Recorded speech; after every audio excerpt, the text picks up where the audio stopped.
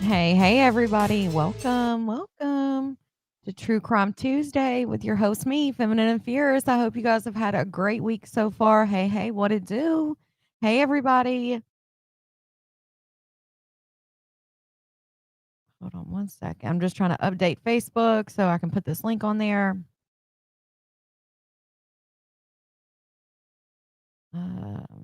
If you're on Facebook, make sure you go out of the live that you're currently in and go up to the first, like scroll up, and it'll be the first post on the page. It'll have the link there where you can just click it and you'll come right over. If you have the YouTube app, you should be able to come right into the live chat. If you're in the live chat, make sure you hit that X on the top right corner and make sure and hit that thumbs up for me. I'd greatly appreciate it. Hey. Also, make sure you guys stay tuned for Malarkey tonight because if you watched last night, we had someone that came up and called me a liar. And you guys know I don't drop the link for everybody, but I had an idea of what she was going to say. Um, so yeah, I ended up letting her up. So make sure you tune in because I will be sharing some receipts for that. So and of course, recapping the malarkey. So make sure you guys tune in for that. It'll be right after this, following the true crime story. So, as some have suggested, they wanted to, let's see, do something we have not done um, in a while is the mugshot game. So I'm not sure which one they have, but we'll see. They were wanting to do the one where we match the criminals to their crimes. They do have different ones. If you've never seen it, it's on the Smoking Gun website. It's a pretty fun game. Match the arrestee with their alleged crime. All right, let's do this one. We haven't done it in a long time. So let's start off there. If you're on Facebook, make your way over. I am going to be turning Facebook off. Is there a trigger warning? There's always what I say whenever when we do true crime, I always say there's a trigger warning. I try to give you guys like different trigger warnings. Um, but I feel like true crime, there's always a trigger warning, but this does not have anything to do with babies or anything like that. So, of course, it is a red rum case. Someone was unalived. Um, if anything, I would say, that the only trigger warning, like besides it being obviously a case, would be there is talk of SA of grape. But I always give that it's always a trigger warning when it comes to true crime.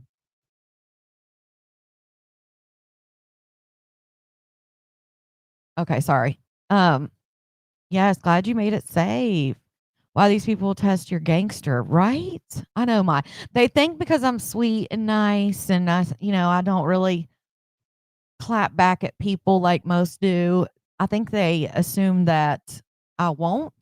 But the one thing that people should never test is my memory. Even though I write down stuff, my memory is pretty damn good. And especially if it comes to with disrespecting me, I may not say anything about it.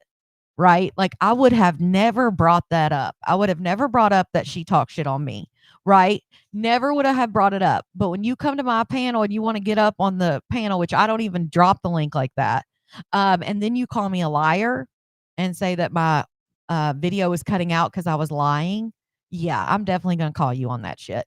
Um, and of course I was right. But again, I'll get to that later for sure. But let me tell you what the crimes are here. We got all right. We're just gonna name one, two, three, four, and five. This guy in the middle looks like, is that what I think it is on his cheek? Because it looks like with the way his eyes look, it looks like that's what it should be. Um all right, so we got stalking, fentanyl possession, hit and run, battery, and grand theft. Well, I would assume I'm just gonna go ahead and put the possession for that guy, right? What do you think number one has done with the red hair? What do you think number one has done?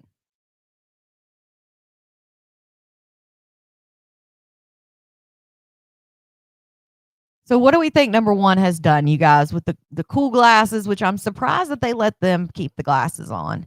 for their mugshot. I've sold 3 times in my life. I almost always gift. The best part is attending a native function and seeing them in a skirt I made.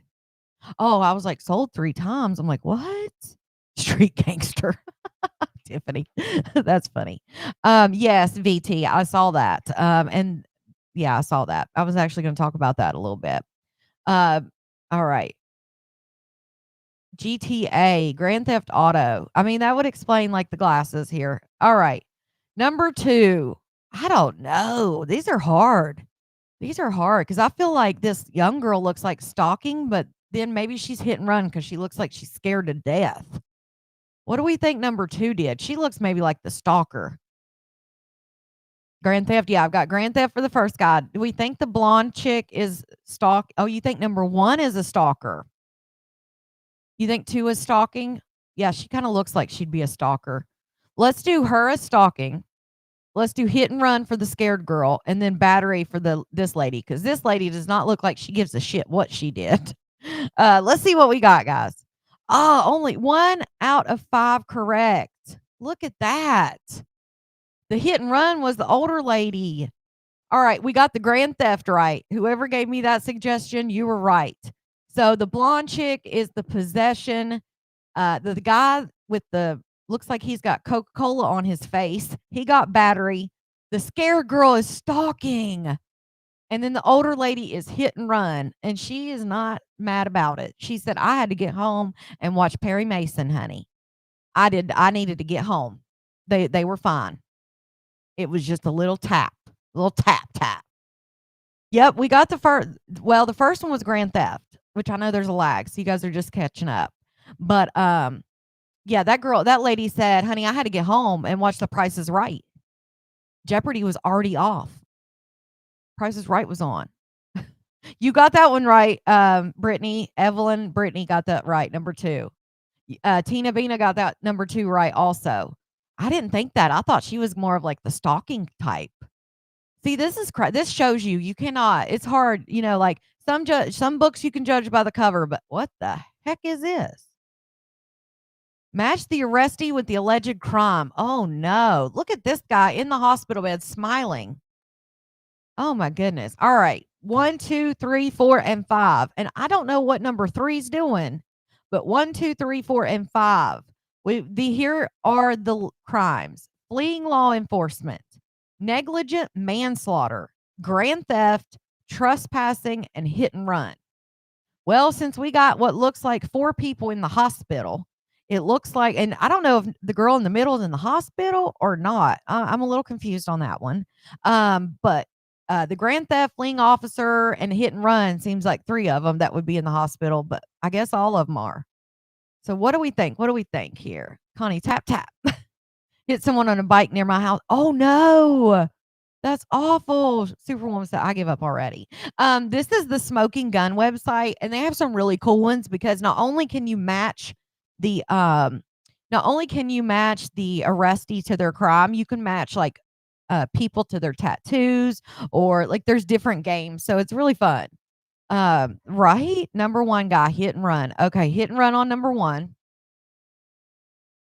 All right. What about number 2? What do we think? Just give me an idea. The first 3 is grand theft. All right. 3 grand theft. Yeah, she looks like she could have done all of them. All right. Number 2. What do we got for number 2? Number 3. Oh, you say number 3 is fleeing. 2 is grand theft. Okay. We'll do 2 is grand theft. 3 is fleeing from an officer.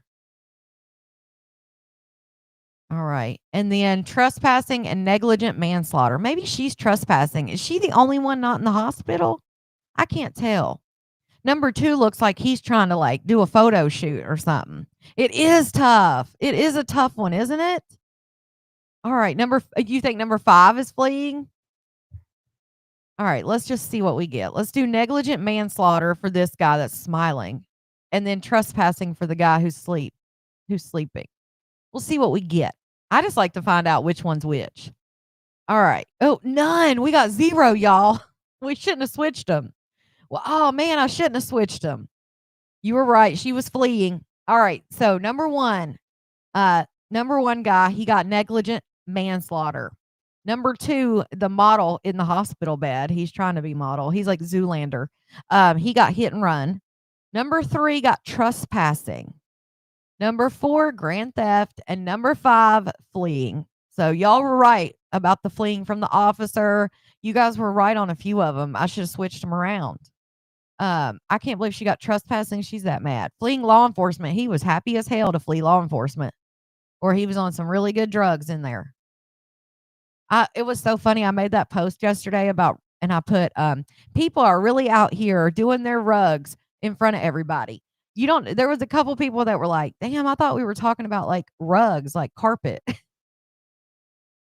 I said, oh shit, I didn't think about it. All right, let's do one more.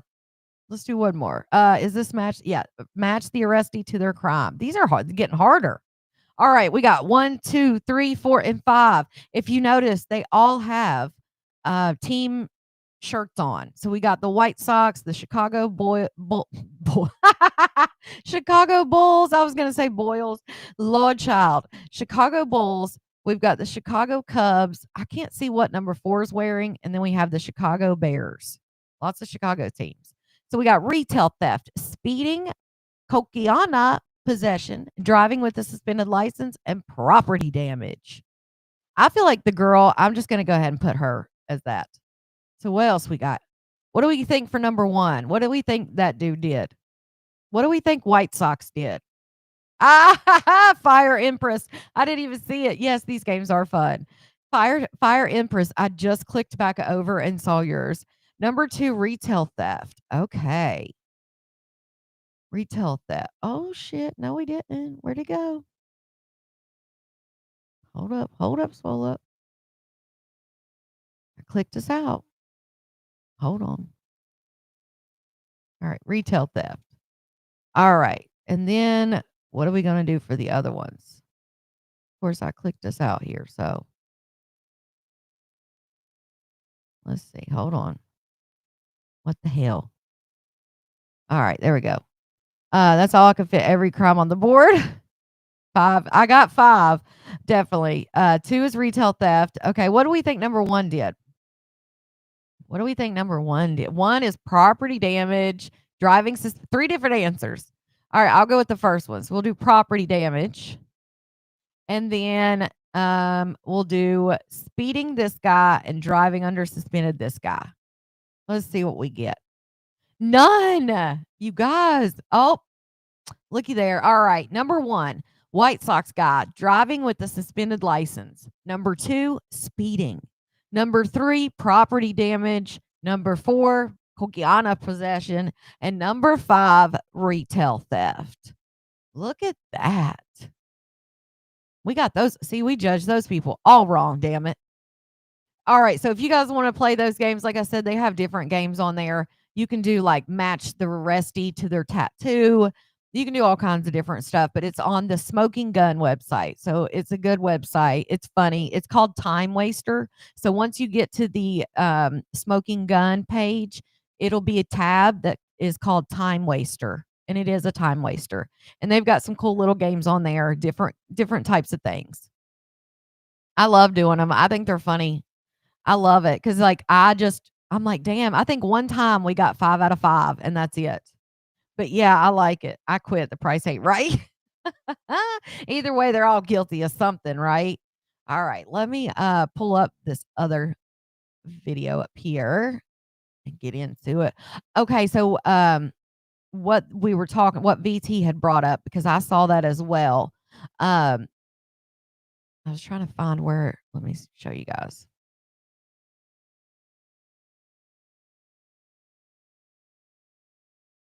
This isn't the main story, obviously, but I wanted to talk about this because I was wanting to ask what you guys thought about this case, because these 3 little girls went missing after a visit with their father.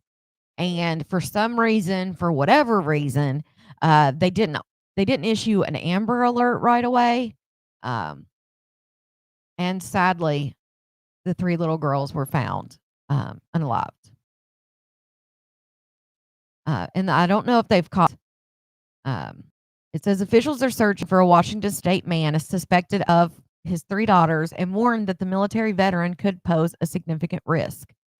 Travis Decker, 32, is wanted on first-degree red rum charges in connection with the 3 little girls. The girls were 5, 8, and 9, and they were found Monday after authorities discovered Decker's truck near a campground roughly 130 miles east of Seattle. Decker was not in the truck, the police department said. His daughters were found during a search of the immediate area. And this is what he looks like. He is a veteran of the military. Um, Additional details about their deaths or possible motive were not immediately available. They began searching for the girls after the mother filed a civil complaint Friday night when Decker did not bring them home after a planned visitation. And some people are upset that there wasn't an Amber Alert issued. It says the department saw an Amber Alert from state police that night, according to the release, but its request did not meet the required criteria. A spokesperson for Washington State Patrol said the request did not meet 2 criteria of the alert system, a federal program with strict guidelines. There must be a reason to believe the missing person has been abducted, and there must be a known imminent danger of serious injury or death. So they're saying those 2 things weren't there. But in my mind, if a parent doesn't come home from a visitation and they're supposed to bring your kids home at a set time, and they don't bring your kids home at a set time, and you can't get in contact with them, I feel like that's reason to believe they're abducted, right? Um, in my opinion. Now, the imminent danger part, again, I feel like if it's a parent who's supposed to bring the children home and they don't come home on time and you can't get a hold of them, they're not stuck in traffic, they're not, hey, I'm sorry, we lost track of time, whatever. I feel like imminent danger should be what you think of first, especially when it comes to kids. I just think that criteria may need some changing because whose perception is exactly, Nick. It's a perfect situation for an Amber Alert. They were babies. Hey, sweets. My thing is though, who's who gets to make that call? Whose perception is it? Whether it's a imminent danger or not? Is that the perception of the dispatch that takes the call? Is that the perception of whose perception are we going on? Because I could look at a case CP could look at a case and say, oh, they're not in danger. I could look at it and go, oh, I think they're in danger. So whose perception are we taking? Again, I feel like if there's 3 kids who were supposed to be somewhere at a certain time and a parent was supposed to drop them with another parent and that doesn't happen and there's no way to contact them, you have no idea where they are, all of these things, I feel like 1, that's reason to believe they've been abducted. 2, that's reason to believe that they could be in danger. The police make that determination, but is there like 1 police or is it, you know what I'm saying? That my point is like it depending on whose day it is to answer the calls or make that call, you know what I'm saying? Because if it's the police, it could have been, yeah, thank you, Ashley. If it could have been the police, like it could be a different police every day. Yeah, VT, that's what I was getting ready to read the rest of this. If you didn't see the abduction, how would you know the car description? Well, that's true, but, well, in this case, I get what you're saying, Colette. In this case, they clearly knew what his car was or what they thought he was driving. The GoFundMe is almost at 100,000, asking for 200,000. For what? To find him or what? He was homeless? Right, Jeanette. My thing is, Conrad, the little precious 3-year-old who lost his life at daycare, I did not, Mary. I did not. But that's what I'm saying, like, if there's you think about perception and, right, well, you think of perception, though, and depending on who's at that job that day, it could change. If there's not 1 person, which I'm sure that would be, entirely obviously over across the United States, there's different people making these decisions, there has to be a way to where it's not under depending on who looks at the case, depends on whether it's danger or not. Like, I just don't get it. Yes, CP, they do think that the dad is who did it. So here's what it says. So it says, Decker had some custodial rights So abduction was not an immediate legal presumption.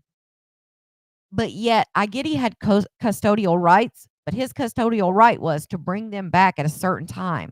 Therefore, they should have been, if they're not there, you can't contact them. To me, that's danger. I just don't see how it's not. They say in a situation where a custodial parent is late returning their children to another parent, law enforcement does not automatically have clear indication that the children are in danger. Yeah, okay. Um, on Saturday, the State Patrol issued an endangered missing person alert meant for people who are unable to assist in their own recovery. That alert, he said, accomplished much the same public notification slash outreach as an Amber Alert would have. Decker's truck had been seen traveling west from Wenatchee. I don't know how to say that. And authorities continued searching for the girls over the weekend. With the assistance of the FBI, law enforcement officers narrowed their focus to an area near Leavenworth, roughly 17 miles east of the area where Decker's truck was found the next day at 3:45 p.m. Authorities initially obtained a warrant on 3 counts of custodial interference against Decker. He is now wanted on 3 counts of first-degree red rum and first-degree kidnapping. Described Decker as a military veteran with extensive training. It isn't clear whether he's armed. Because of safety concerns, police warned anybody who sees Decker not to contact or approach him. So with them saying they don't know if he's armed, I'm curious to their faces, those poor little babies. I can't imagine how scared they were. But I'm wondering if, like, them saying they don't know if he's armed, I would think that means that they weren't pew-pewed. Um,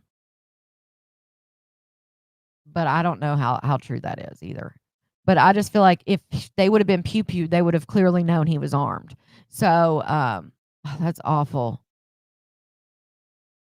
Let me see if I can show you guys what he looks like one more time, a better picture. Because I know we have people that listen all over, and that picture that they showed is not really a great one. So if you're in that area, he could be traveling anywhere. To be honest, by now he could be anywhere. As far as like US, if he's traveling, depending on where he's headed or whatever. So this looks like this is a better, I feel like this is a better one. And obviously one on the run, they may change their hair, lose the facial hair. Because we have people everywhere, I do want to share his image. He is still, as far as I know, still on the run. They asked for today, police find him. He's wanted, just said 3 counts of red rum and kidnapping. Hang on one second. And if you're on Facebook, make sure you come on over because I'm getting ready to turn Facebook off. I do have a link on the top of the page.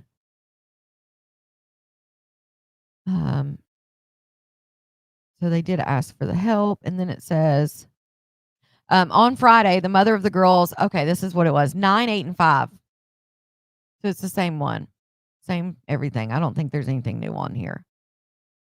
Anyone who may have seen Decker since Friday or knows his current location, you're asked to call 911. It also says, due to safety concerns, do not attempt to contact or approach him.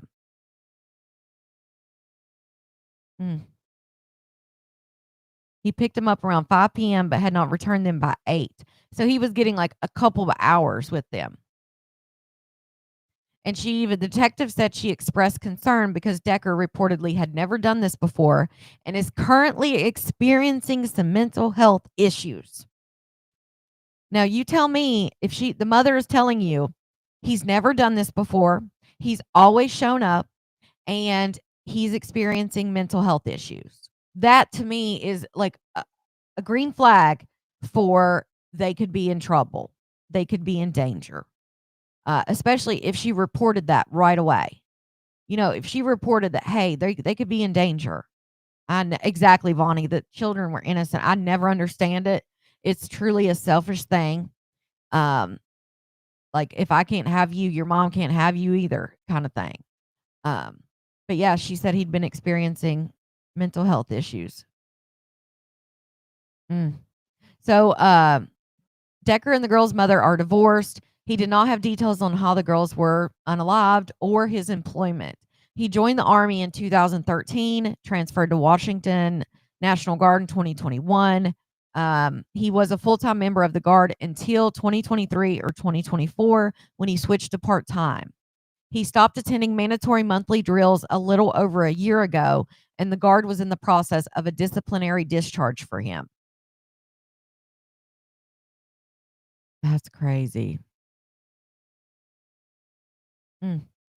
So, I mean, I feel like that right there, just his recent history, um, again, that should have been enough. So, miss it so much. Love the Amish bakery in Camden. Marky, that's the thing, though. That's the thing, Marky. Sadly, oh, you can't hear me? Hold on. Hold, please. Oh, there's sound. I have sound. I don't know. Maybe you go out and come back. Oh, you can't hear me. Let me see. Let me type it for her.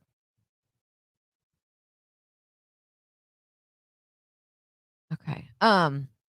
That's the thing though, and that's what a lot of parents. Hold on. Where am I at? Why is it not showing my little thing? Hmm. Let me see. Trying to see if maybe that had something to do with it. Why it's not showing my little like my picture. Okay, cool. You can hear me. Good.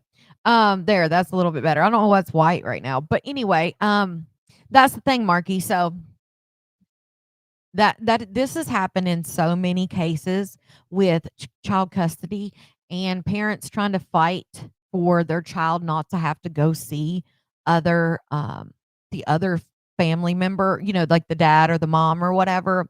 I can't remember the little girl's name, but her mom would record her in the car screaming and crying that she did not want to go to her dad's house. And sadly, one of the last videos that she had taken of the little girl screaming and crying not to go to her daddy's house was the last video that she ever got to take, because sadly the little girl was dropped off and it wasn't the dad, it was the stepmother, and the stepmother actually unalived the little girl. um but the sad part is, Marky, is you, even if you know that the person is experiencing mental health issues, you can't just stop letting, you can't just say no, they can't go see them, because then you're in contempt of court. And then you can go to jail, which then would give the person, then would give the other parent more time with the child, because you'd be locked up and they could use that, you being locked up, against you in the custody case. Like, it's just wild because there's these parents out here, and I'm all for dads and moms getting to see their kids even after divorce. Like, I think people should be able to co-parent. I think that we should always look in the kids' best interest, as far as it's not about you anymore. It's not about you don't like your baby daddy. It's not about, oh, he did you wrong. No, it's about your child, and I'm all for that. But at the same time, I've seen so many cases where parents have literally begged that their kid doesn't want to go, that they don't want to send them, that they have mental health or they're going through something or whatever the case may be. And the cops will come, and then literally the cops will force you to give your child away. You know what I mean? To force you to make the child go, even if you have all these things, because all the police do they go by the court order. So then you have to spend more money, more time, and while you're going to court to prove that your child shouldn't be there, the child still has to go. I mean, it's insane. Um, Watching those, I mean, I don't know if you guys know exactly what I'm talking about, but watching those videos of that little girl scream and cry not to go to her daddy's, and then the fact she had to go anyway and then never came home, is just like one of the cases that will always stand out to me. It's sad. Right, they're allowed. By law, they're allowed, so your hands are tied. And I just can't imagine, like, in that like I said, that one case is just one case where that happened, but it happens all the time. Kids shouldn't be forced to go if they don't want to. And see, that's the double-edged sword too, Colette, because sadly, there are a lot of parents that will manipulate their child to not want to go because they selfishly don't want them to go. So then you have that aspect where the courts have to figure out who's actually being abused and who's lying just so their kid doesn't get to see the other parent. Like, there's so much to family court, it's awful. It's awful, because I guarantee you that mother that that let her child go against her mother's instinct will forever, forever feel guilty about that. Even though there's nothing she could have done, she will forever think about letting her kid go. Right, we don't make kids hug people, but we force them to go to people they don't feel safe. Years ago, my cousin was around 3, climbing under his bed, hanging on to the bed springs. Cops came, made him go. Shortly after, we discovered he was being essayed by his dad. Oh, I'm so sorry. You can absolutely stop them from going to see them, whether there's a court order, if you have a concern for safety or your children. Hold on, let me see this. Police say it's a civil matter. Mhm. You deal with law enforcement later. Yeah, but see, I know that's like they say that, but there's a lot of cases out there if you look into it. And like I said, I keep bringing that one case up because it just haunts me. But there are cases just like, oh my gosh, do you guys remember the guy who allegedly his wife was missing and they decided that he would only have supervised visits. And when they went to take the two little boys over there, he shut the door. Like when the kids went through the door, he shut the door and wouldn't let the supervised lady come in. And when she called 911 and said that she got pushed out the door, the dispatch was like, she was like, why aren't they coming? And she's like, well, we have to take imminent threats first. And it's like, she's like, I'm scared for their safety. And I can't remember what that case was called. Let me see. He used an axe. Oh, it was awful.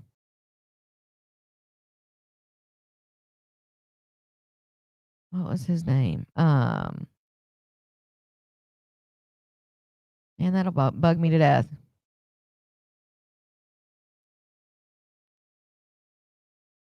But yeah, so they lost their daughter. The parents of the wife, they ended up losing their daughter and the grandkids. Josh Powell. Josh Powell was his name. Oh, I mean, it just and that they had fought, because he was in trial. Like the wife was missing, so they had tried to fight to keep the kids away, and then they ended up winning supervised visits. And then when he went for a supervised visit, he shut the door to where the lady couldn't go in, and she literally had to stand outside and listen to everything go down, and the house burnt down. I mean, it's just awful, awful. Ugh. All right, let's get into this next video here. The main video for tonight. Let me go to YouTube. You may have seen the title of the live, When Swinging Goes Wrong, or I don't know which one I think that's what I named it. When Swinging Goes Wrong. We talk a lot about swinging and different things, and because of the things that I cover here on the channel. And we've been talking recently, like in Bleaky's live, in Bleaky and Purple's live, about dating. And out here with these dating apps, there's so much stuff that you have to worry about. And this true crime case definitely highlights those. So we're going to take a look here. Also, somebody was asking me, I don't know, I was going to ask you guys what you thought, but somebody was asking me if I could do basically a recap of the first month of the Diddy trial, like everything that's happened, and kind of catch people up. Because what's happening now is people that are now getting interested in the trial that didn't watch it the entire time. Now they're like, damn, well, I want to hear everything that went on. So, like I said, let's see, it's processing. Hopefully it's not. It'll be done soon. Let's see. So what do you guys think about that idea? Because my thought was, well, shit, everybody's going to already know what happened. Everybody's been talking about it. Kimberly, this is true crime. This is true crime. But yeah, so everybody's been talking about it. Do you think that's a good idea? Do you guys want me to do that? It would just be like just a true crime, like an hour-long live where it just goes through everything that's happened up to date. And that way, if you haven't watched everything, you can kind of get caught up before the end of the trial. I'm breaking the court order and going to jail for mine because the system is crazy. That part. Did y'all hear what Diddy's mom did with his special sauce? I did not. I did not. I'm down for anything, right? Yeah, that'll be Thursday. That'll be Thursday. We'll break it down, be able to talk about it and things like that. So, yeah, I think it's a good idea also. Okay, cool. You need to catch up, yeah, and it'll just be like it won't be, like, highly detailed every little thing, but it'll show everything from start to finish. And I did find what there's a YouTube.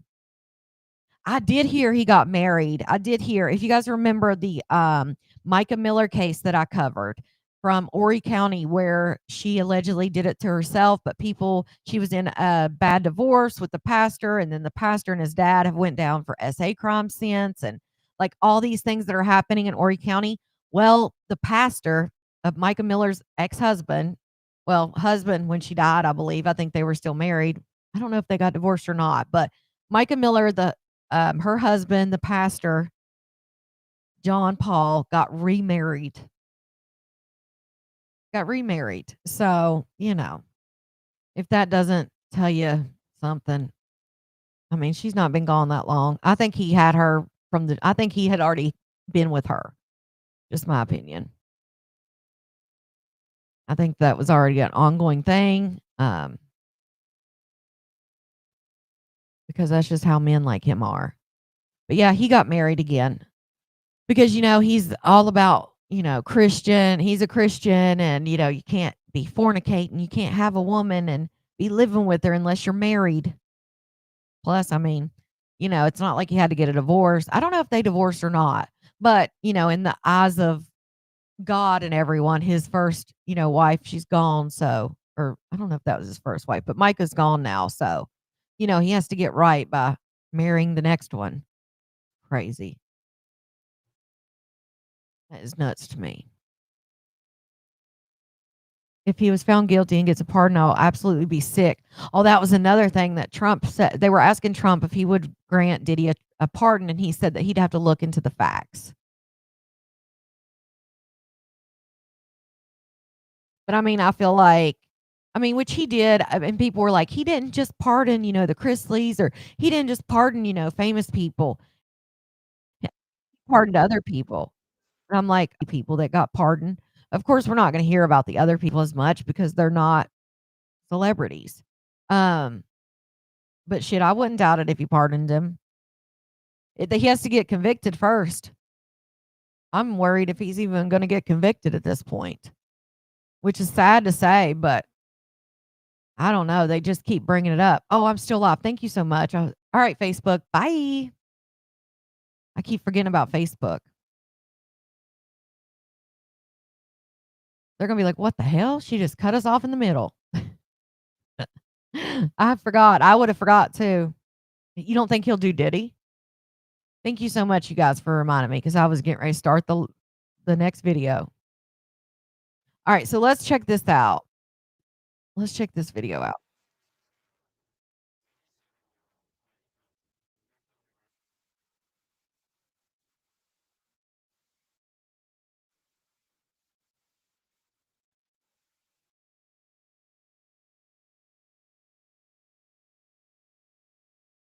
Because at the time she was living in a motel and needed a place to stay. He wanted to help her out until she got on her feet.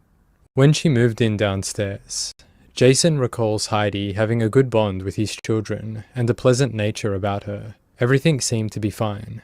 It wasn't until Heidi's 46-year-old boyfriend, Kerry Hammond, had begun to visit where Jason would notice problems.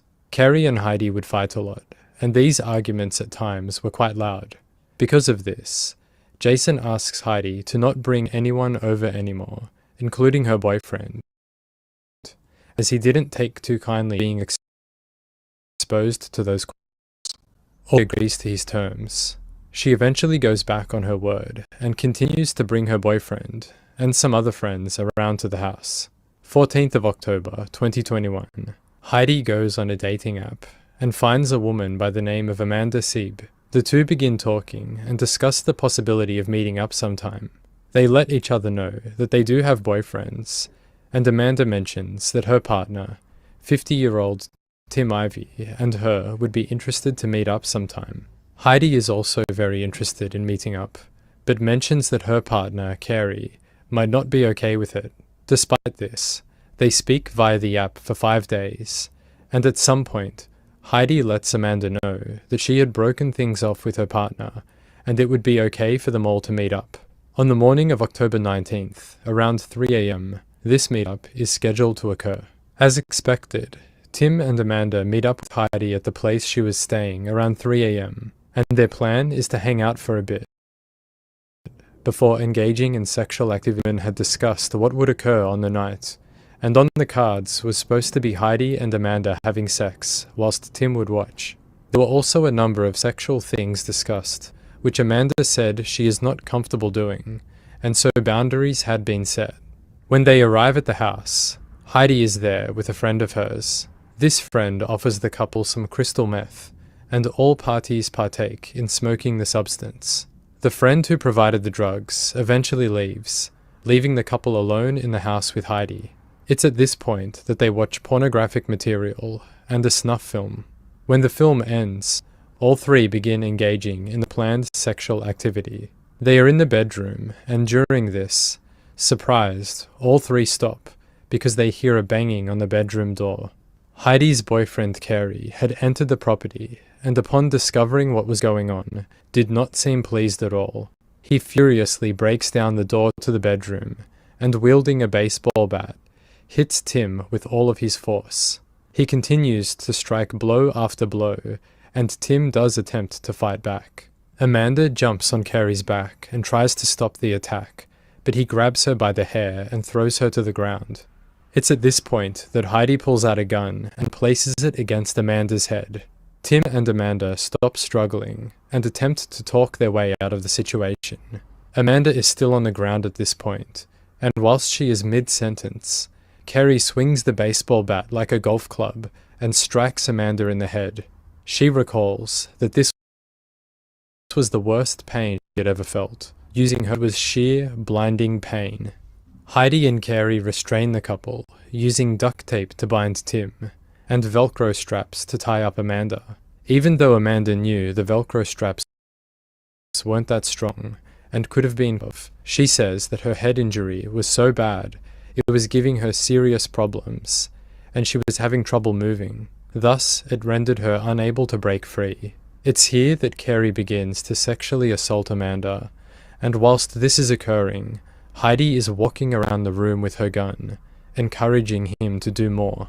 At times, she points the weapon at Amanda and says things such as, "I know people who can dispose of dead bodies," whereas at other times, Heidi bounces around the room, appearing to become excited by what was going on. She gives Carey commands and tells him to do certain things that Amanda and Heidi had discussed via the dating app, and had deemed off-limits. At one point, she can be heard saying, "You can do whatever you want to her." It ended the assault. He and Heidi have sex on bed, which Tim was tied to, and Amanda just feet away bound on the floor. As time passes and things settle down a little, Heidi demands that Amanda and Tim give them the passwords to unlock their phones. The two victims cooperate, and their devices are unlocked, then searched. Carey and Heidi learn that Amanda had a daughter who was turning 18 that day, and they say, if Amanda and Tim don't cooperate, they will find her daughter and do horrible things to her. More time passes, and it is now getting daylight. Heidi departs the house to go to work, leaving Tim and Amanda in the house with Carey. Earlier, Tim had passed out from what Amanda believes to be pain, and after Heidi left for work, he had begun to wake up. He seemed to be in a serious state of confusion and really needed to use the bathroom. The man begins loudly exclaiming that he needs a restroom, and as he does this, Amanda tries to calm him down. In her words, quote, "Tim had been waking up. He was passed out from pain. He wasn't conscious a lot, but he had been waking up, thinking he was late for work and stuff like that. And then, realizing that he couldn't see and stuff, so I had gotten him to calm down a couple of times. But he woke up and he had to pee apparently, and he would not be consoled. He would not let me quiet him. He just kept getting louder and louder." End quote. Tim is practically yelling as loud as he can, and this is when Carey enters the room. He approaches Tim and seems furious. Amanda says, quote, "He came in and he was telling him to shut up, and he went to kick at him, and somehow Tim went to grab him. I don't know how, but there was already something tied around Tim's neck. I thought it was a belt, but like I said, again, I couldn't see clearly, but there was something tied around his neck already. Kerry grabbed a hold of it, and he strangled him to death. When he dropped him on the floor, he looked at me and said, 'Did you think this was a game? You're not going home.'" End quote. Kerry sexually assaults Amanda again, with her deceased boyfriend lying right next to them. During this, she passes out from That's pain and crazy. stress. When she comes to, she watches Kerry I could roll imagine. Tim's body up into a rug, and when Heidi gets home from work later that day, she assists her boyfriend with moving the body to another part of the house. Amanda could hear them moving him around in the other room. At some point, Heidi enters the room with Amanda in it, and she is alone. Yaka. Kerry is not with her. When she does so, her demeanor changes drastically. She leans in and tells Amanda that she is not going to let Kerry hurt her anymore. Amanda is so that she can urinate in it, and Heidi removes her arm restraints. Following this, a jersey is given to Amanda to wear because her clothes could not be found in the room. She also assists her with getting up off the floor and back onto the bed where it was more comfortable. Heidi tells Amanda that she is going to try and get her out of here, but to do so, they would need to kill Kerry. Once more, Heidi leaves the room, and Amanda recalls that she could hear another woman's voice in the house. This person was a lady by the name of Cynthia. She was a workmate of Heidi's. Cynthia was at the house because she believed she was going to help Heidi clean for an upcoming house inspection. And seeing as she was homeless at the time, she said she would do anything for extra money. Cynthia is unaware that Amanda is tied up in the room next to them. When she had arrived to her friend's house, Cynthia states that the smell of dog feces inside the property was overpowering, and there were dogs roaming around freely inside. She says the place was moldy and covered in clutter, and it really did look like it needed to be cleaned. Whilst she's there, she smokes meth with Kerry and Heidi, and a pizza is ordered. Whilst Cynthia is cleaning, Heidi leaves the house again to purchase cigarettes, and Cynthia finds herself alone with Kerry. They make small talk, and Cynthia makes a joke that Kerry did not like. He grabs his baseball bat and threatens her, saying that if she didn't shut up, like he had done earlier that day to someone else. Cynthia is very uncomfortable at this point, and plans to leave when Heidi returns. But when her friend gets back, Heidi and Kerry instantly get into an argument because she came back empty-handed. That argument then turns into a heated debate about a car key that had been lost. And this goes on for some time. This argument, Kerry turns his attention to Cynthia and demands to strip search her for the key. Once again, threatening her with the baseball bat, asks to leave, but Heidi tells her that that wouldn't be a good idea, so she stays put. At this point, Kerry had also taken her cell phone, and she says that she felt trapped in the house with no way to contact the outside world. Following the argument, Cynthia is ordered by Kerry to eat some pizza, and she's instructed by both of them to sit on what they call the Christmas tree whilst she eats it. Confused by what this is, she learns that the Christmas tree was an area of the room which was covered in clutter.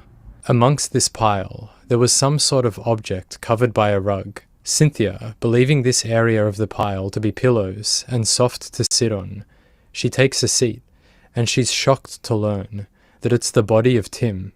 She panics and screams, and it's at this time she notices that Heidi's shoes are covered in blood. She completely freaks out. So they not only literally unalived him next to her, like she had to watch him struggle and fight for his last breath because he was asphyxiated. She had to watch him struggle. She said he fought to the end. But then when she had been put away and come out, they told her to sit on the Christmas tree. And when she sat down, she realized that she was actually sitting on her boyfriend's body. Now, they had claimed, this girl Heidi had met her on a lesbian dating site. and they both had boyfriends. Well, Heidi told her to come alone. Well, the whole deal was her and her boyfriend, the one who was unalived, had a deal that she could do what she wanted basically, but that he had to go with her. That she was not allowed to go meet up with people to swing and stuff unless he went. So even though they told her, don't bring your boyfriend, she brought him anyway. And runs for the door to get away. But she had to sit. They told her to sit on his body so she could eat. Like, how traumatizing. As she flees, she can hear a woman's voice in another room screaming for help. Cynthia makes it out of the door with Heidi in pursuit, and she takes refuge in the van that she had arrived in, Heidi's van. Heidi does not know she's in there, and she enters the vehicle as well. A terrified Cynthia sneaks out the side of the van without Heidi noticing, and she runs towards a park which is nearby. Here she sees a police vehicle parked in a driveway, and she desperately knocks on the door of the residence. Despite having a warrant out for her arrest, she is focused on getting help from law enforcement and begs for assistance. An Indiana police trooper who lives here assists Cynthia, and local law enforcement are contacted. They very quickly surround the property area inside. Around 11 p.m., Evansville police officers were dispatched to the area of Stinson Avenue and James Avenue to assist Indiana State Police for a possible kidnapping and murder. Officers surrounded the home and called out other residents with a loud verbal.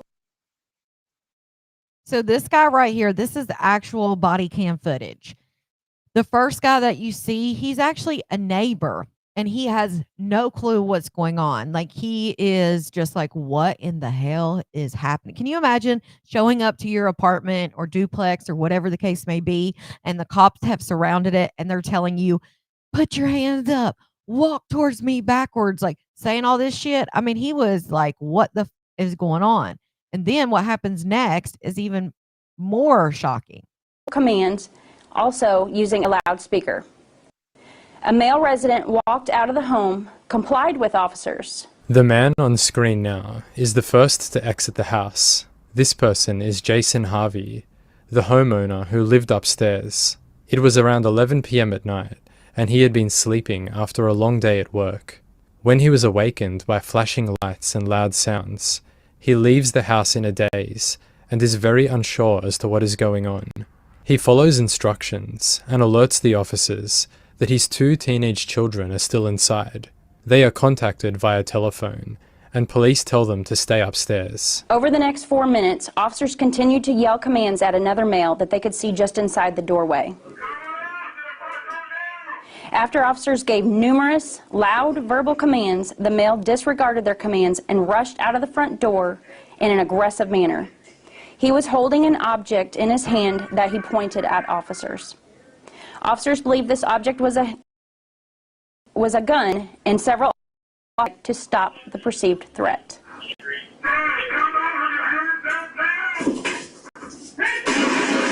We are now going to play a video. This is actually a dash camera from one of our squad cars.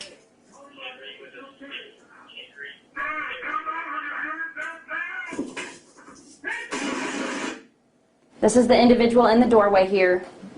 If you notice this right here, these are his arms extended out. Again, coming out of the doorway, arms are raised. This is what we call, this is a standard shooter stance. Once officers were able to determine that the suspect was no longer a threat, they moved him behind cover to render aid and allowed other officers to safely clear the home. The suspect was pronounced dead on scene. The shot was Kerry Hammond. Prior to him, Heidi had already followed police instruction and left the house as well. A revolver was found in her pants pocket.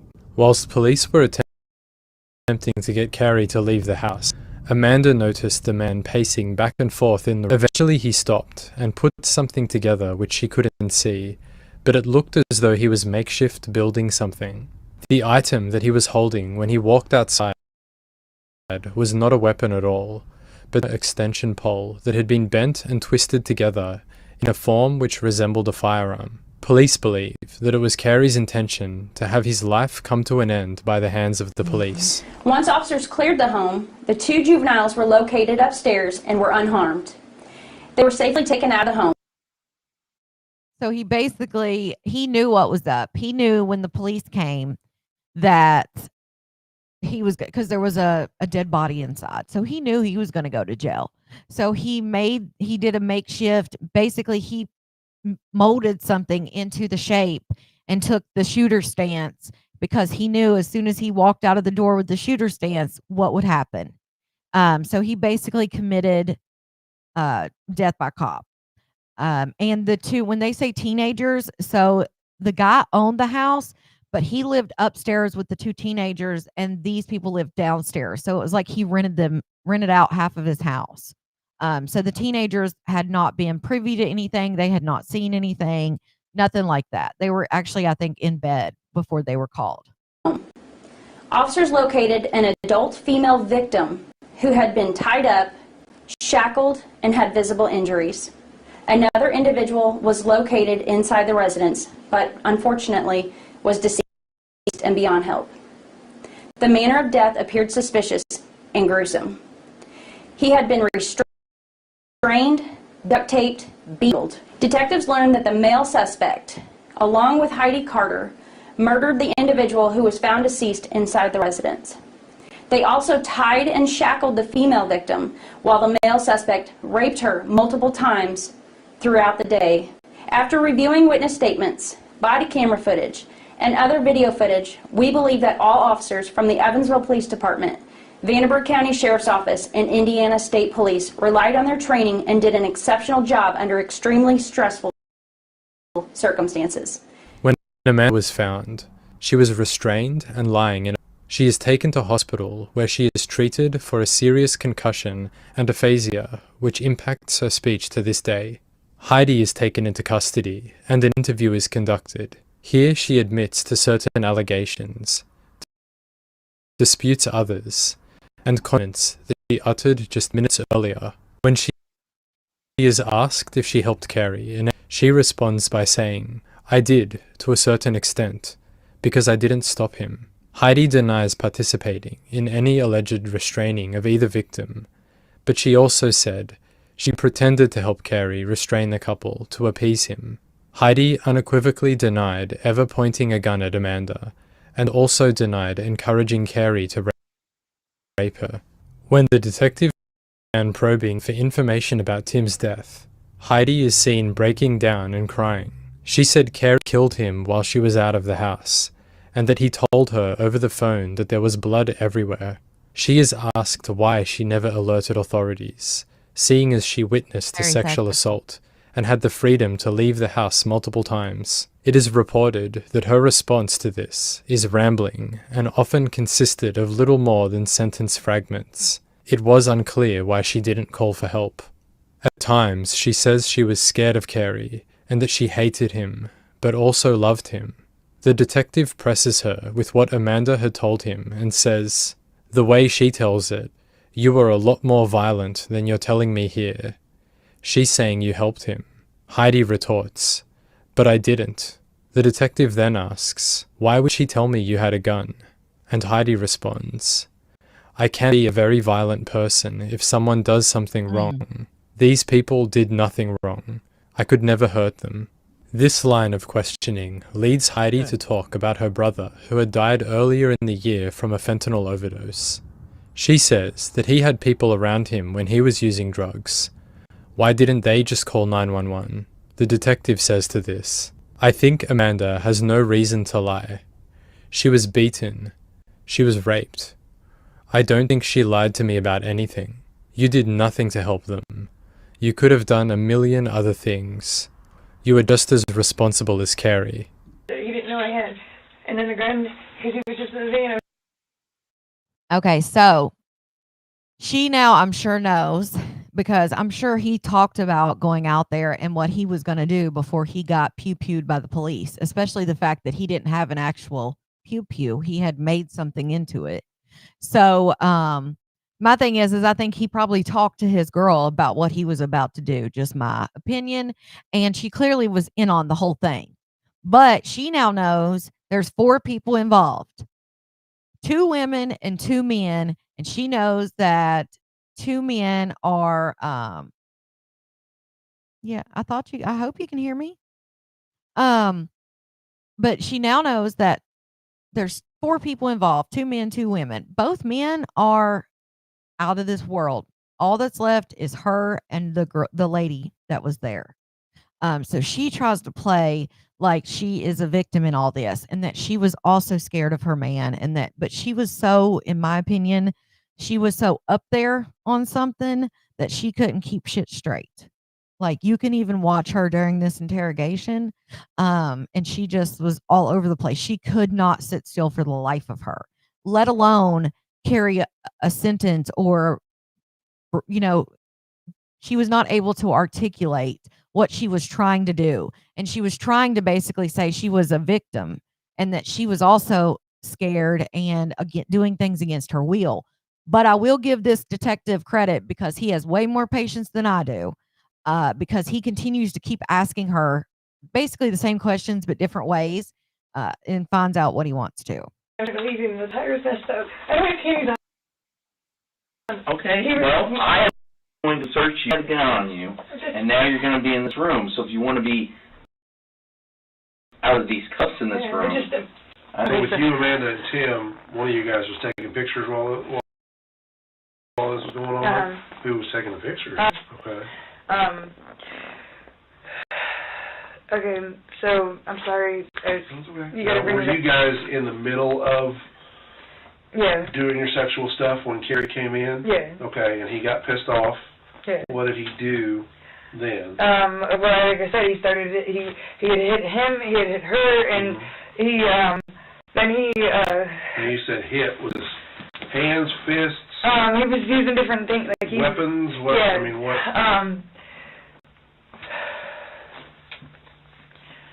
I can't remember. I just remember seeing his face. It was just like, and it was Whose face? Kerry's. Okay. But so he gets mad, and what kind of weapons did he use? You said he used A weapons. baseball bat. Okay. And he. On both of them? Yeah. Oh God.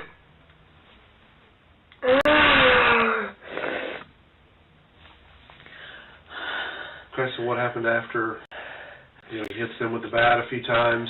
He's just Then what really happened? flipping out. Like, he's got this crazy rage look. And I feel like it was, I mean, this is in the morning time.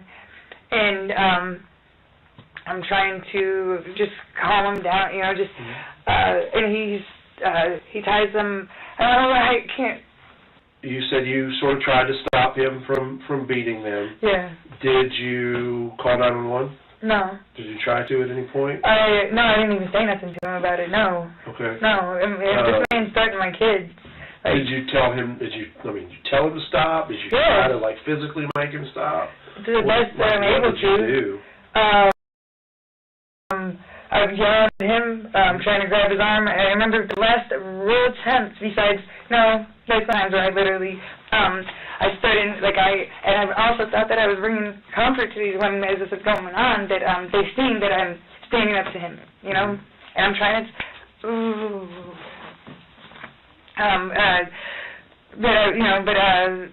when in the very beginning of all this is you're referencing towards, me yelling at him,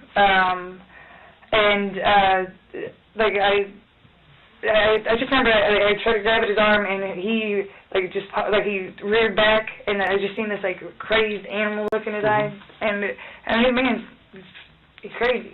When Tim's being taped up, Amanda's being strapped into the restraints that you guys already had in the room, did you help him in any way? I think to a certain extent, with them, I did because I didn't stop it. I didn't grab the tape. I mean, to a certain extent, I guess, because I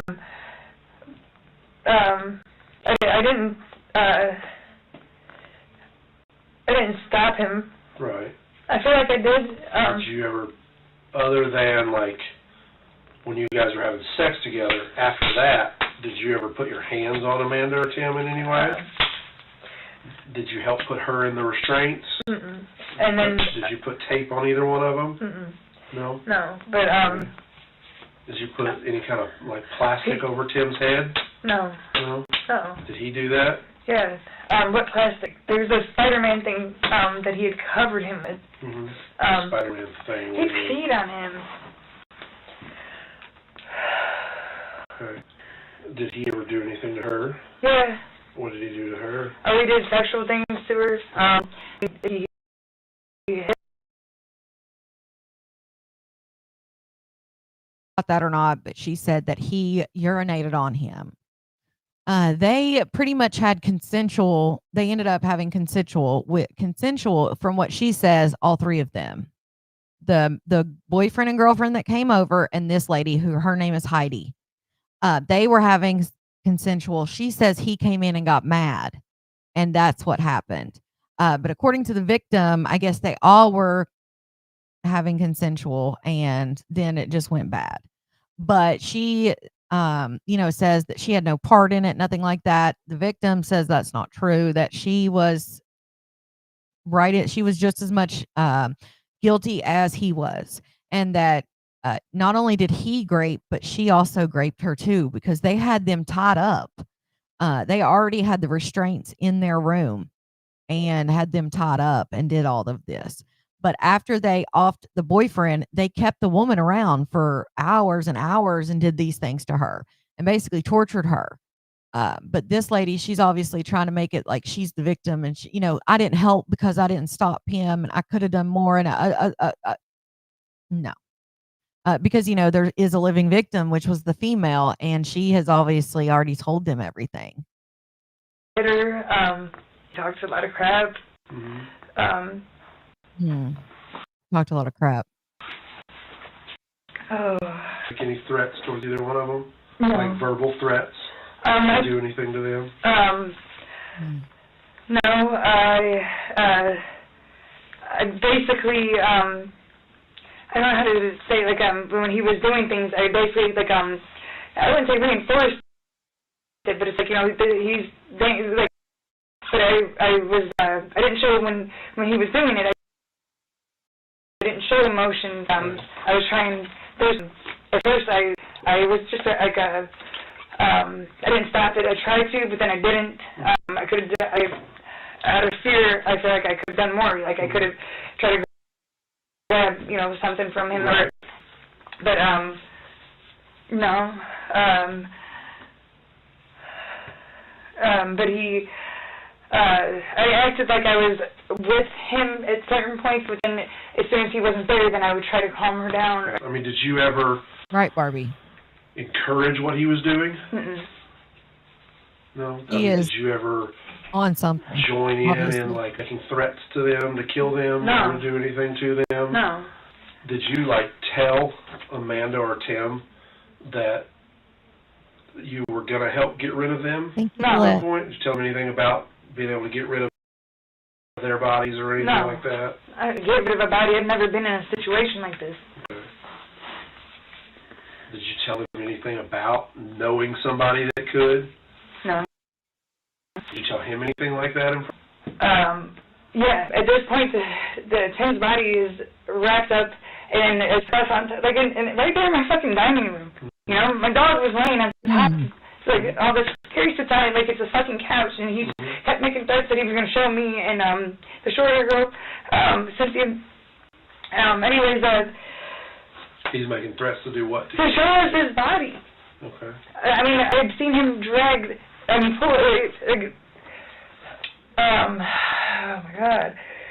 Did you help him move the body out of the... No, I was in the fucking bedroom, Right. when his body was there, just sitting in there, Right. having to walk past it. I've never had to do something like that. Did you help him move it? No, sure. So, I mean, was it wrong? beaten and tied up and in front of you. Yeah. Did you call 911 while you were going? I did. You That's why I was got it trying to. That's why I was trying to talk to her, make hints at it. It was right. It was, I was trying to call 911, but not being the one that called 911. Why not? Because then What? it would. Huh? You could have called. Why not get her out of the house completely? That's crazy. because what's going to happen is while I'm trying to do them, I have to kill him. Mhm. Do you know how hard of a decision that is? I love him. I hated him. I wanted away from him. He was abusive. Like I said, on my birthday, he did a bunch of bad shit and broke my, like, it just, anyways, Have you ever called us before for any of the stuff he's done? no. No. Ever tried to file any charges against him for anything? No. Why not? Rocking. Because I didn't feel like it was going to How did happen. to find out that Tim was dead? He told me You would it was have to gonna know. happen, so, Okay, and what did he tell you happened? Did he tell you how he did it? he didn't tell me. So she tries to tell detectives that she was at work whenever he actually did it, and that he told her on, while she was at work that he had done this. So not only is she now saying, which she obviously she was there allegedly, but if she's saying this to detectives, she's saying that she was in a safe place at her job site away from him, and found out that he had offed this man while she was at work.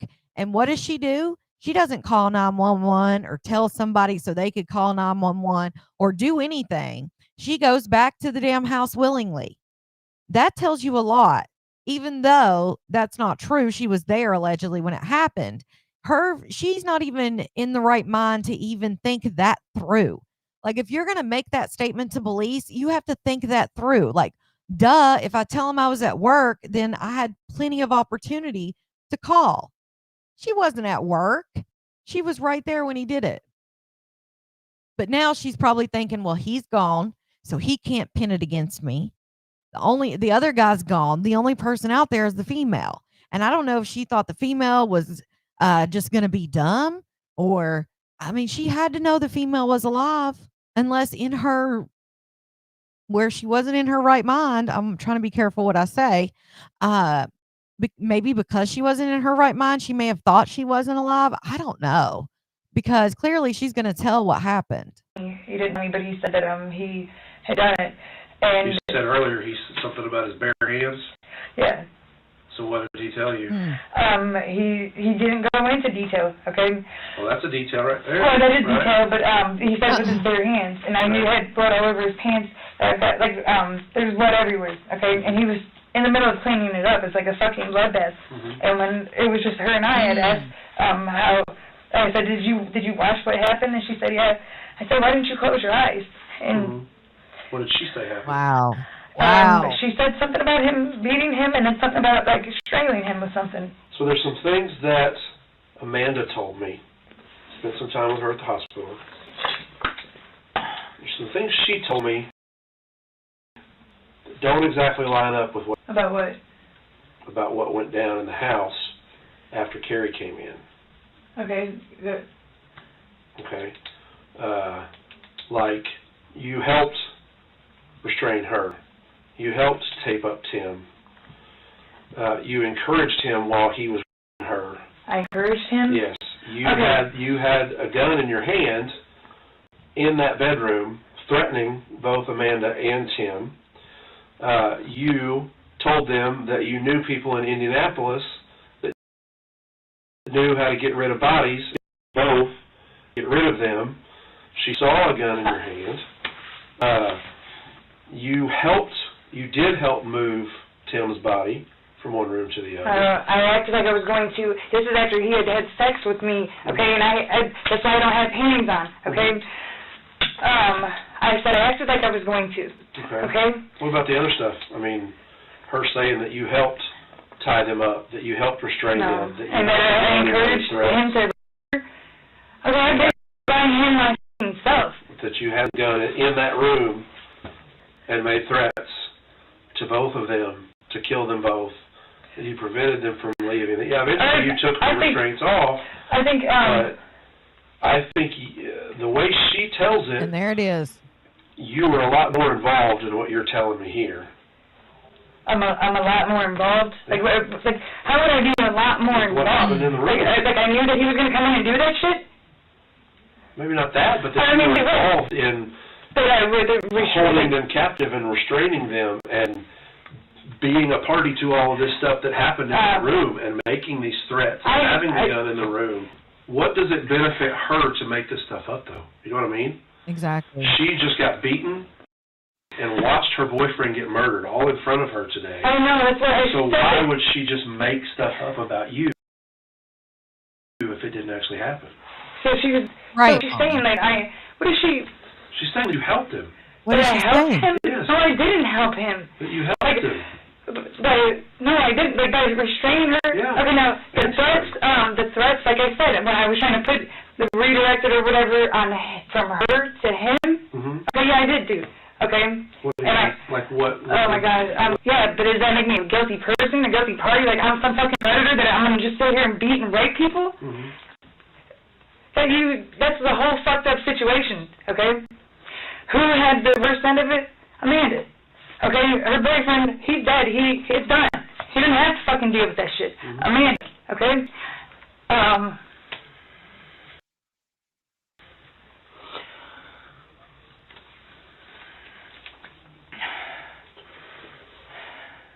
If I was any part of They always any of the get shit away with that it. happened, I wouldn't have stopped him from doing it. You say you never had the gun inside the house. No. Mm-mm. Okay. That's one thing I still don't understand. Tell me that I am, Nicholas. you did have the gun and that you were making threats that both of them weren't going to die. If you were playing along with him like you said, sure, but I mean, why would she tell me that you had a gun? He had the gun. He had set the gun down. I had not had the gun. I did have the gun. You know that. But that I don't know. Why would she say that? What else did she say that was fucked up? That okay. She can't even think. Get a lawyer, Sitting here. dummy. She could have probably fought a lot of this shit. Without being offensive towards As you. sad as it is. As sad as that sounds, she could have probably fought a lot of this because because of the fact that two of the people that were there are gone, and it was just her and the victim. So she could have probably got off with way less if she would have just shut the hell up. But these criminals, because a lot of them have narcissistic tendencies, which is what I truly think. I'm not saying they're all narcissists. I'm saying that there is a very selfish part to people who murder others. That's what I think. I've watched a lot of true crime, and that I don't know what data there is to support that. That's just a personal opinion of mine. I feel like they all have very selfish tendencies and narcissistic tendencies. And so they always think they can talk their freaking way out of it. Like, oh, I got it. I got this. Like they're the smartest person in the room and they're smarter than the detective. And as long as they can get one-on-one and tell their side of the story, they can get out of this, and that's just so dumb. Tanya, so this, if you're lost, what happened? This woman that you see here, Heidi, met another female on a lesbian dating site. They decided they both had boyfriends. The girl was actually invited to come alone, but her and her boyfriend at the time, they did not do it unless they went together. So the couple showed up and this happened. They restrained the couple. They tortured them. This lady here and her boyfriend, Carrie, they tortured the couple that came from the dating site basically. And then they offed the boyfriend. And then they tortured the girlfriend some more and did some crazy, kept raping and all that stuff. And the police ended up coming and the boyfriend, Carrie, ended up getting off by police. Heidi is in the interrogation room, which we're watching, obviously. The female survived. The boyfriend did not. So the female victim had already talked to the police from the hospital at this point when they're interviewing her. But that's what we're watching. So it was when swinging goes wrong. When meeting on a dating site and you're already in a relationship goes wrong. When you're married and swinging or poly goes wrong. Okay? I'm in a very fucked up situation, okay? And if you're coming at me like that's what I'm going to do. All I've done was try to keep myself alive and keep two women alive, okay?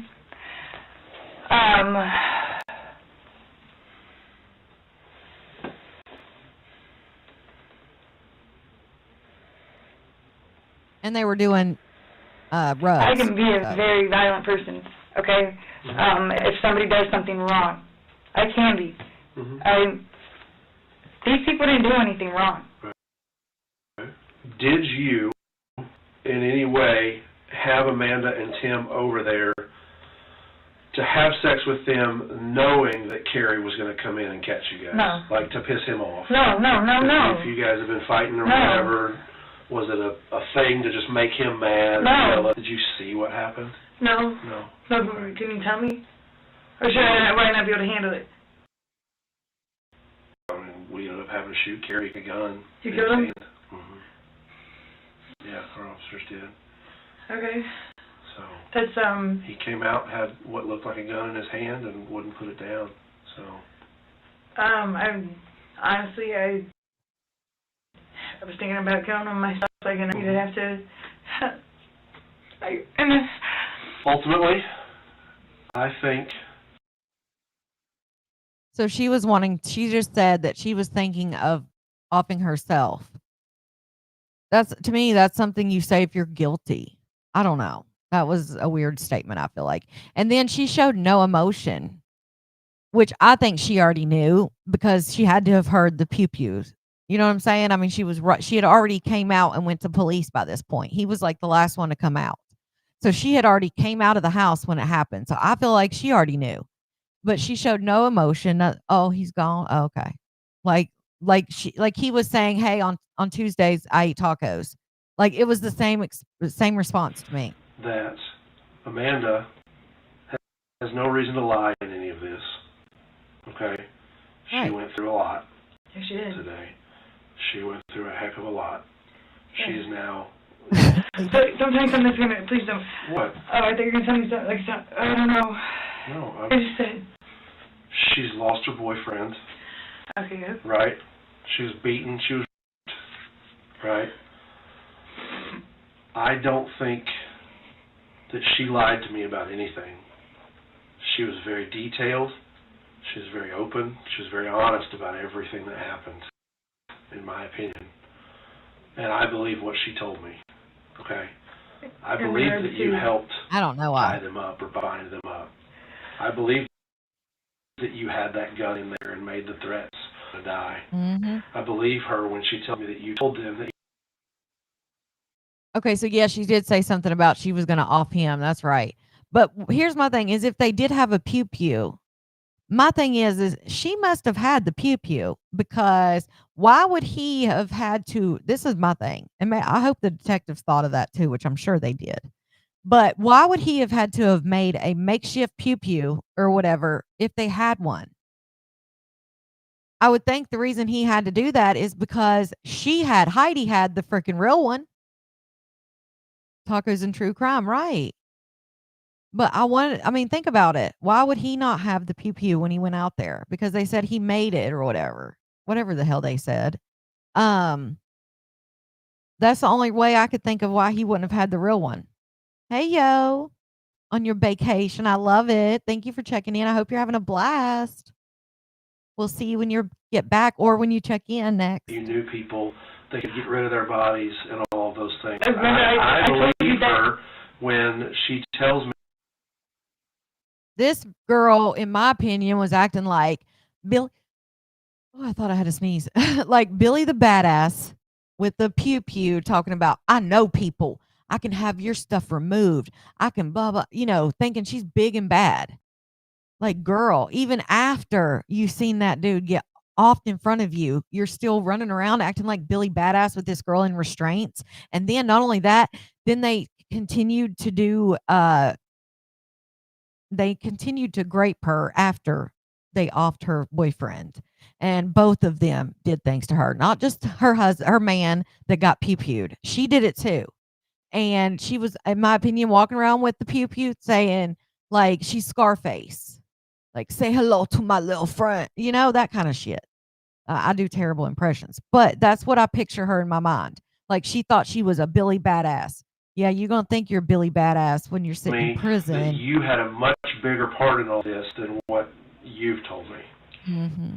If that's the case, Yeah. then why would I do the things that I was, that's, What did you do? You did nothing to help them. in the beginning, and then, because he even said, because I did nothing to help him? Okay, so, Okay, and I found an opportunity to keep myself alive, okay? Wow. You left. You were gone from there. And I tried You could have called now. And you know what? I You wanted. could have done a million different things to get So help. you're saying I did the same shit as him? What are you saying? Yeah. You think that I'm just the same as him? Maybe not the same type of person. Well, no.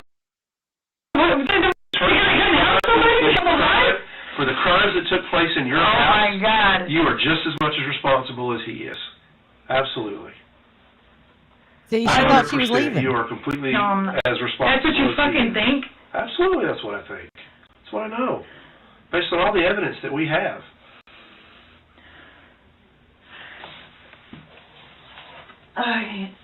Okay, so I'm done. Unless you have any questions or anything else you need to add. If I'm Okay. just as guilty, why? I'm not. You're not my judge. You're not my No, I'm not. jury or nothing. Okay, but But I'm the one responsible for investigating this, and that's what I've done all night long.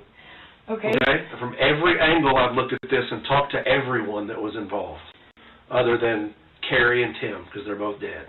Can't talk to them, right? Heidi is charged with felony murder, rape, abuse of a corpse, with a firearm, intimidation with a firearm, felon in possession of a firearm, and assisting a criminal. She goes to trial where the defense team largely paint her as a victim of Carey's as well. This trial resulted in a hung jury, but the prosecution wouldn't stop there. A retrial is scheduled, and evidence which was not allowed in the first one manages to get submitted for the second. This evidence consisted of 600 messages from Heidi's Facebook account. In these messages, she is seen bragging to others about having violent sexual fantasy. She would like to act them out in real life. Once again, the defense say that she was a victim in this. She had no intent for Tim to be killed, and at the time it happened, she was out of the house whilst Carey acted impulsively on a streak of rage. They argue that the state wanted to go after someone, seeing as Carey was dead, and Heidi was now their target. All of the things that she is accused of doing: assisting with the cover-up of the body, restraining, not contacting authorities. She did this to appease Carey. In regards to Amanda's story, the jury is told to keep in mind that she had been using meth, and her memory of certain events may not be accurate. Despite their best efforts, Heidi Carter is found guilty on 6 offences: aiding, inducing, or causing a murder, 2 counts of inducing or causing rape, and 3 counts of criminal confinement. At the time of her sentencing, she pleads to the judge, "Yes, I was living in sin, but did I commit any crimes? No. Under the circumstances, I did the best that I could. I'm a victim too." It is reported that the judge didn't appreciate this sentiment and said that she showed a lack of concern that a human life has been lost. He sentences her to 65 years in prison. It's at this point of the video that I've moved away from research and now speak from my own thoughts and opinions on the case. Both Carey and Heidi do have colourful criminal records, with Carey having a large amount of violent crimes linked to his name, and Heidi serving time for domestic battery in 2019. She has another charge of domestic battery in 2018, and in 2017, she had punched in the face an occupant of the house she was staying at.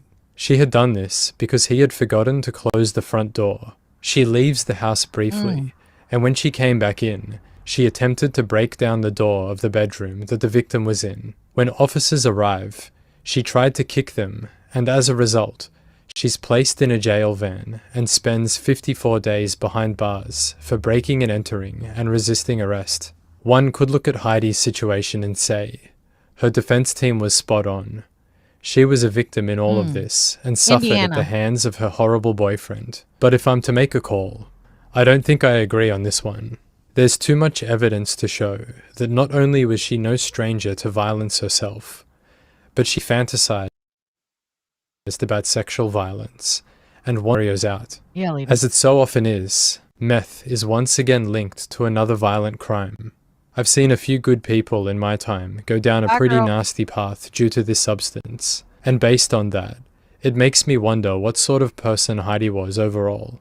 I mean, Looking over the photos of her that I could find, she seemed like a pretty lively person, interested in things, hanging out with people, playing guitar. I know a few photos isn't the open book best sort of way to know a person inside out, but from the few I saw, it did make me wonder about her. Either way, like she was before debauchery, decent or horrible, Amanda has since made it clear that she is okay for her name to be linked to this This is the case. I would survivor. like others to know what she went through. Anybody. It takes a mess to you at all, you know. So I found this interview. This is the lady who survived. So I wanted to insert this and listen to what she actually had to say. I don't leave the house much. First at 5, a 44 News exclusive. The sole surviving victim of the Simpson Avenue kidnapping, rape, and murder is speaking out tonight about how she made it out of the horrendous house of horrors alive and how it's changed her life. It's been less than 48 hours since the emotionally draining trial wrapped up with a guilty verdict for the now convicted killer. And the victim, whose testimony was vital to a successful conviction in this case, tells her story exclusively to 44 News anchor Brian Miller. Certainly has quite the story to tell. Why is she telling it, you might ask? She tells me it's because the real truth has not yet been shared publicly. So she wants her voice to be heard in honor of her late boyfriend, Timothy Ivy. This house of horrors was riddled with bullets in October of 2021, evidence of a shootout between police and Carrie Hammond. But it's what went on inside this home in the hours before the shootout that was nothing less than a living nightmare for Amanda Seaby. They restrained us right after they hit me on the head, and after they restrained us immediately. So, and they were already put in place. The restraints were already attached to the bed where they put the 2 on one post and 2 on the other. So, like I said, it was planned because they knew already what they were going to do. Seaby was bleeding from her head after getting hit with a baseball bat while her boyfriend was being strangled to death. He fought to the last breath. When Carrie came in there and was kicking him, it was like he knew it was his last chance, and I think if he hadn't been already duct taped the way he was, he could have overpowered him because he fought like hell to try to get him. The nightmare began when Seaby met Heidi Carter online. I met her on a lesbian dating app, and we were trying to arrange to get together. I mean, it's not anything we hadn't done before. She says Hammond was expecting Carter to be there with another woman when he arrived home from work, but Ivy was an unexpected guest. He knew that it was happening. He knew what was going on. He didn't know that Tim was there. He wasn't supposed to be there. He didn't go anywhere without Tim. That was, that was part of how we kept ourselves safe. Now that this has happened, it must have changed your whole outlook, not only on life, but the use of any type of dating app or websites where you're connecting with strangers online. Pretty much changed my entire life, how I do things or situations, how I look at people. As for the verdict, Seaby is grateful Carter was found guilty. Because of a previous mistrial, this was the second trial in a 1.5-year-long saga for this survivor. She needed to pay for her part in it because she was acting like she was a victim, and Tim was the victim. I was a victim, but she wasn't in any way, shape, or form a victim. And now that that trial is finally over, Seaby tells me she isn't sure what's next for her, but one thing she does say, she's grateful for the chance to reconnect with her now 19-year-old daughter who's been by.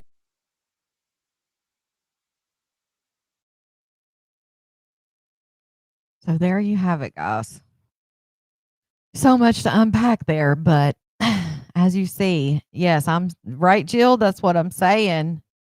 I'm with you. I mean, I have thought about maybe dipping my toe in it just a little bit. Everybody's like, you should do a series on TikTok where you get ready before the date and then talk about the date afterwards. I'm like, yeah, I don't think so. No, I'm not. I'm going to be back shortly. But yeah, so that case is definitely another tragic case. Met on a dating app and just happened. And I'm sure that she feels guilt for the rest of her life because she met the lady on a lesbian dating app. She went over there and she brought her man because that's the rules they had, that she couldn't go by herself. And then she brought the man over there. And I don't know, Jill. My phone's dead, so I can't like look. I guess I could look up on this, but I don't know how old she is. Um, Evansville, Indiana.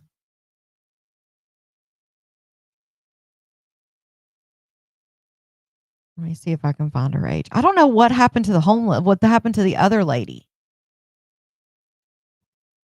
Heidi was 36.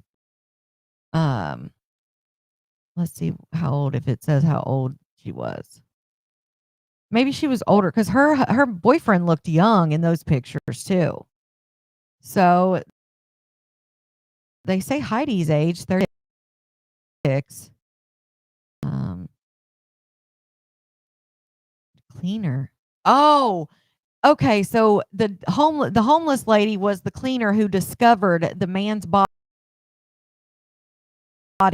beneath a pile of blankets and pillows at the home on Stinson Avenue and went to police. So this is what this article says right here. So she's allegedly, I guess, she's the one who screamed and went to call police. She said she found it underneath blankets or something. How crazy would you have to be to call in a cleaner when you've got a body in the house? I mean, even if the lady was homeless, like what?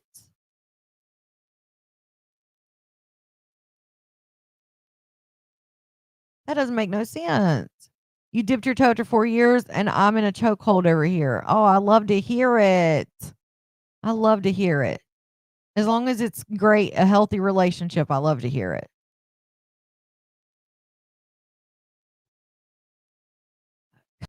Come on. See if you see right here, it says a cleaner, a dead body beneath a pile of blankets and pillow at this home on Stinson Avenue and went to police. And that's the home. So she must have been the one who cracked the case. Flew into a rage and began attacking them. Trying to see if it says something about the.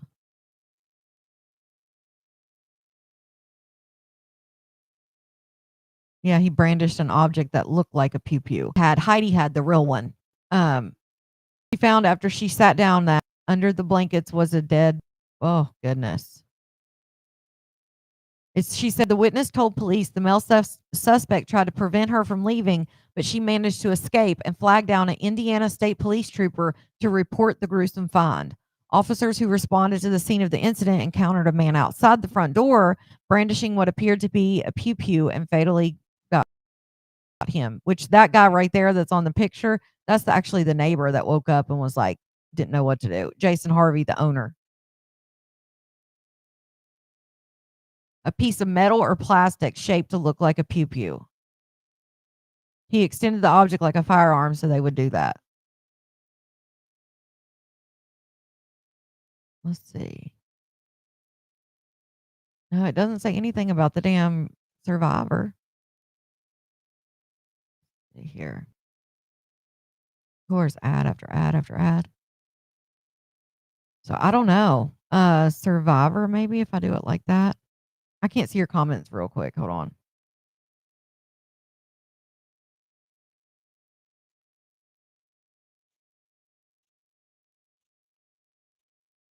Let me look at y'all's comments. Maybe y'all found it before I did. I don't know how old she is.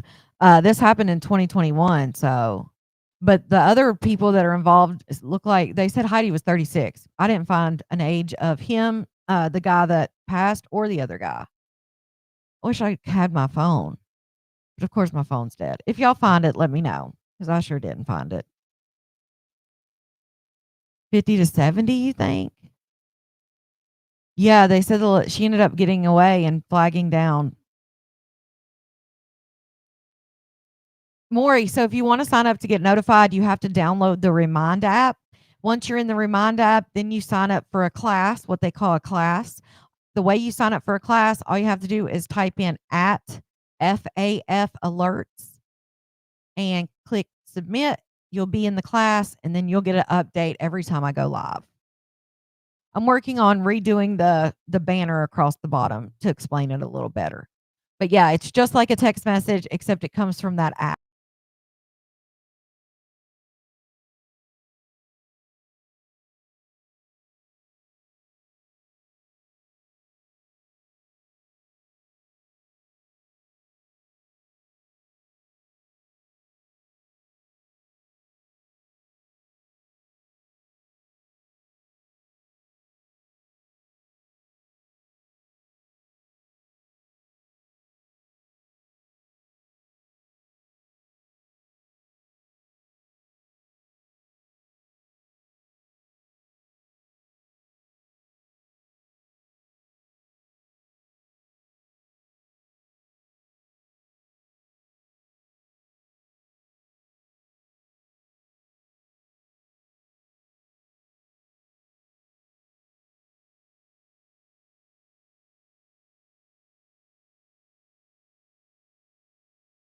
Play fixing it so that you guys will be able to do it better. But yeah, you do have to have the app now. But thank you guys so much. If I find out how old she is, I'll try to find out. I just can't do it because I don't have my phone here. Yeah, it kicked me out, Lakita. It's okay. I was just talking about the Remind app. I would never bring anyone to my home or go to theirs online or in person for any kind of yeah, me either, Ann. But yeah, I was just saying that I'm going to put something together like the banner that usually goes across the bottom. You thought you called blind. The banner that usually goes across the bottom, I've got to fix it to where it explains it a little bit better about the Remind app now that it's a little different. And that way people can start getting reminded because a lot of people are messaging me and they're like, I never know when you're live now. Like, I don't get I don't get it from YouTube. I don't get it from anywhere. And I'm like, shit, I've got to fix this because I had like 1,200 people on there. So that's why I think there's less people that come in, not just, true crime. There's always less numbers, but even on the malarkey nights, so I've got a few things. I've got to charge my phone, which Lord Jesus, that's the only one of the things I don't like about an iPhone. I feel like it takes 10 minutes for an iPhone to turn on. I've got to charge my phone and upload a couple videos for this because I'm definitely going to talk about the New York Leo stuff and show some receipts because receipts are my thing. But I will see you guys soon. It'll probably be about 11:15. I'll try to get on here as soon as I can, but I'm going to set the reminder for 11:15. So I'll see you guys then. Bye. Thank you so much for joining me for another episode of True Crime Tuesday, and I will see you Thursday. Bye.